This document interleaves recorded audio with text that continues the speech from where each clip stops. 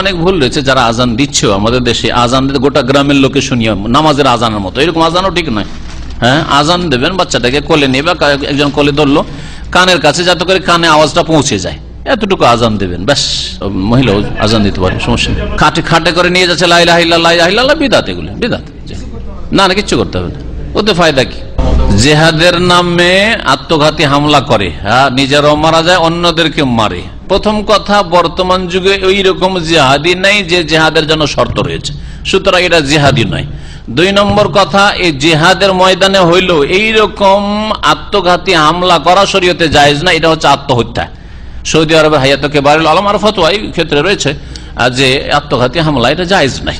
নবী করিম সাল্লাল্লাহু আলাইহি ওয়াসাল্লামের জামানায় এইরকম রিস্ক নিয়ে যে একেবারে 100তে 100% আমি মরবো কাফেরকে মেরে, এরকম কোন জায়গায় করেননি।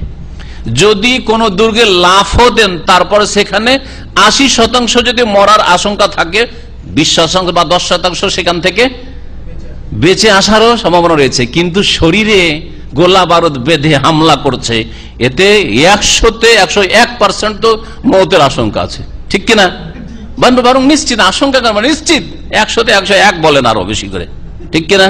এটা হারাম, এইরকম নজির ইসলামের ইতিহাসে নাই।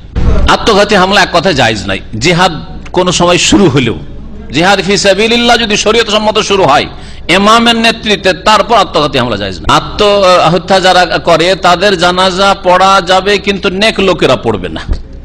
তারা কাফের নয়, তারা হচ্ছে গুনাহগার, সুতরাং তাদের জানাজা পড়ার প্রয়োজন রয়েছে, পড়বে, কিন্তু নেক লোকেরা পড়বে না, যাতে করে পানিশমেন্ট হয় অন্যদের জন্য, আগামী তার এইরকম কেউ না করে, যাতে করে যারা এইরকমই অশান্তিতে আচার আমিও আত্মহত্যা করে নেব, ওরা যেন সাবধান হয়ে যায় যে আমি যদি আত্মহত্যা করি, দেশের আলেম ওলামা জানাজা পড়বেন না, দেশের পরেশগার নামাজ ধার্মিক লোকেরা জানাজা পড়বে না, বুঝা গেছে? কিন্তু তাদের জন্য মাইয়াতে যেন দোয়া করা যাবে। আত্মহত্যা সম্পর্কে বিস্তারিত আমার একটা লেকচার আছে, শুনে নেবেন, বিস্তারিত 1.5 ঘন্টা আলোচনা আছে। আত্মহত্যাকারীর চাইতে বড় অপরাধী বেনামাজি। ঢালারে বেনামাজি জানাজা দেশে পড়ছেন, তখন কেন প্রশ্ন করেন না? আত্মহত্যাকারী কাফের এই ফতোয়া নেই, কিন্তু বেনামাজি কাফের এই ফতোয়া গবেষক ওলামা দেন, সাহাবায়ে কেরামদের ইজমা। বেনামাজি জানাজা কেন পড়ছেন? বেনামাজি জানাজা পড়া যাবে না। শেখ ইবনে উসাইমিনের হুকম তারিকি সালাত পড়ে নামাজ ত্যাগকারীর বিধান সে ছেপে চলে এসছে। ইনশাআল্লাহ এটা যদি কারো কাছে না থাকে বাংলায়, এটা অনেক আগে থেকে ছেপে আসছে, আজকে থেকে 20 বছর আগে থেকে।